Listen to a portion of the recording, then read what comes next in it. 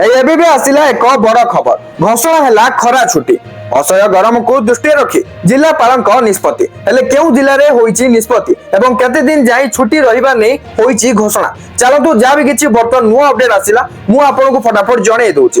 ଏବେ ଯେଉଁ ଜିଲ୍ଲାରେ ବି ନିଷ୍ପତ୍ତି ଆସିଛି ତାହା ତ ଜାଣିବା, ତାହା ସହିତ ଆଉ ବାକି ଜିଲ୍ଲାରେ ଅର୍ଥାତ୍ ସମଗ୍ର ରାଜ୍ୟରେ କେବେଠାରୁ ହେବାକୁ ଯାଉଛି ଖରା ଛୁଟି, ଏ ନେଇ ବି ମିଳି ସାରିଛି ସୂଚନା, ଯାହାକି ଗଣଶିକ୍ଷା ମନ୍ତ୍ରୀ ନିଜେ ନିତ୍ୟାନନ୍ଦ ଗଣ୍ଡ ସୂଚନା ଦେଇ ସାରିଛନ୍ତି। ତେବେ ଚାଲନ୍ତୁ କଣ ରହିଛି ସମ୍ପୂର୍ଣ୍ଣ ଅପଡେଟ୍ ଫଟାଫଟ ନଜର ପକେଇବା। ବଲାଙ୍ଗୀର ଜିଲ୍ଲାରେ ଆସନ୍ତା ଏପ୍ରିଲ 18 ତାରିଖରୁ 21 ତାରିଖ ଯାଏଁ ସ୍କୁଲ ଓ କଲେଜ ଛୁଟି ଘୋଷଣା ହୋଇଛି। ପ୍ରବଳ ଖରା ଓ ଅସହ୍ୟ ଗରମକୁ ଦୃଷ୍ଟିରେ ରଖି ଜିଲ୍ଲାପାଳ ନେଇଛନ୍ତି ଏଭଳି ନିଷ୍ପତ୍ତି। ପରେ ପରିସ୍ଥିତି ଦେଖି ଖରା ଛୁଟି ନିଷ୍ପତ୍ତି ନେବ ପ୍ରଶାସନ। ତେବେ ଜିଲ୍ଲାପାଳ ମାନଙ୍କ ରିପୋର୍ଟ ଆଧାରରେ ଖରା ଛୁଟି ନିଷ୍ପତ୍ତି ନିଆଯିବ ବୋଲି ପୂର୍ବରୁ ସୂଚନା ଦେଇଥିଲେ ବିଦ୍ୟାଳୟ ଓ ଗଣଶିକ୍ଷା ମନ୍ତ୍ରୀ ନିତ୍ୟାନନ୍ଦ ଗଣ୍ଡ। ବର୍ତ୍ତମାନ ପ୍ରବଳ ଗରମ ସାଙ୍ଗକୁ ଗୁଳୁଗୁଳିକୁ ନଜରରେ ରଖି ନିଷ୍ପତ୍ତି ନେଇଛନ୍ତି ଜିଲ୍ଲାପାଳ। ତେବେ ଜାଣିବାକୁ ମିଳିଛି ଯେ ବଲାଙ୍ଗୀରରେ 18 ରୁ 21 ତାରିଖ ଯାଏଁ ସ୍କୁଲ ଓ କଲେଜ ଛୁଟି ରହିବ। ବଲାଙ୍ଗୀର ଜିଲ୍ଲାରେ ଆସନ୍ତା ଏପ୍ରିଲ 18 ରୁ 21 ତାରିଖ ଯାଏଁ ସ୍କୁଲ ଓ କଲେଜ ଛୁଟି ଘୋଷଣା କରାଯାଇଛି। ପ୍ରବଳ ଖରା ଓ ଅସହ୍ୟ ଗରମକୁ ଦୃଷ୍ଟିରେ ରଖି ଜିଲ୍ଲାପାଳଙ୍କ ନିଷ୍ପତ୍ତି ପରେ ପରିସ୍ଥିତି ଦେଖି ଖରା ଛୁଟି ନିଷ୍ପତ୍ତି ନେବ ପ୍ରଶାସନ। ବର୍ତ୍ତମାନ ପାଇଁ ତ ବଲାଙ୍ଗୀରର ନିଷ୍ପତ୍ତି ଆସି ସାରିଛି, କିନ୍ତୁ ଆଉ ବାକି ଜିଲ୍ଲା ଗୁଡିକରେ କେବେଠାରୁ ହେବାକୁ ଯାଉଛି ଖରା ଛୁଟି ବା ସମଗ୍ର ରାଜ୍ୟରେ କେବେଠାରୁ ଛୁଟି ହେବ, ଏ ନେଇ ବି କିଛି ସୂଚନା ମିଳିଥିଲା, ଯାହାକି ମୁଁ ଆପଣଙ୍କୁ ଏବେ ଦେଖାଇ ଦଉଛି।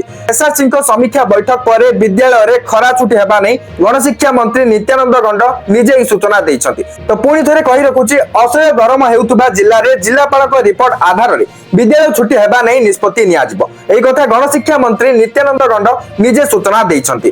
ଏବେ ତ ଗୋଟିଏ ଜିଲ୍ଲାର ନିଷ୍ପତ୍ତି ଆସି ସାରିଛି, ଖୁବ୍ ଶୀଘ୍ର ସମଗ୍ର ରାଜ୍ୟରେ ମଧ୍ୟ ଖରା ଛୁଟି ଘୋଷଣା ହେଇଯିବ। ଆଉ ବେଶୀ ଦିନ ନୁହେଁ, କାହିଁକି ନା ରାଜ୍ୟରେ ଗ୍ରୀଷ୍ମ ପ୍ରଭାବର ମାତ୍ରା ଦିନକୁ ଦିନ ବଢିବାରେ ଲାଗିଛି। ଆଉ 2 ରୁ 3 ଦିନ ଆପଣ ଅପେକ୍ଷା କରନ୍ତୁ। ମୁଁ ପୂର୍ବରୁ ମଧ୍ୟ ଭିडिଓ ମାଧ୍ୟମରେ କହିଥିଲି ଏପ୍ରିଲ 20, 21, 22, 23 এই যে তারিখ গুড়িক রহিলা মোস্ট ইম্পর্টান্ট রয়েছে খরা ছুটি ঘোষণা কু নেইকি। এবে তো গোটে জেলার ঘোষণা হয়েছে যাকি 18 ରୁ 21 তারিখ যাই। আর পরবর্তী সময়ের সিচুয়েশন বা পরিস্থিতি কু দেখিকি খরা ছুটি ঘোষণা করা যিবা নেই মধ্য এটি সূচনা রয়েছে। আগুকু যেউ যেউ জেলার রিপোর্ট আসিব সেই জেলার ঘোষণা ହେବ এবং ঘোষণা হেবা মাত্রে এই চ্যানেলে মু আপনাকে আপডেট জনাই দেবি। তো নিহাতি ভাবে চ্যানেল সহিত জড়ি রুহতু। বর্তমান চ্যানেলକୁ সবস্ক্রাইব କରି বেল আইকনକୁ প্রেস କରି অল ক্লিক କରି ରଖିନିଅନ୍ତୁ। ଫେସବୁକ ରେ ଦେଖୁଥିଲେ ଫଲୋ କରିବାକୁ ଭୁଲ ନଥିଲେ and Telegram channel WhatsApp channel join follow करना डिस्क्रिप्शन में लिंक रही है, चेकआउट करने। Thank you for watching.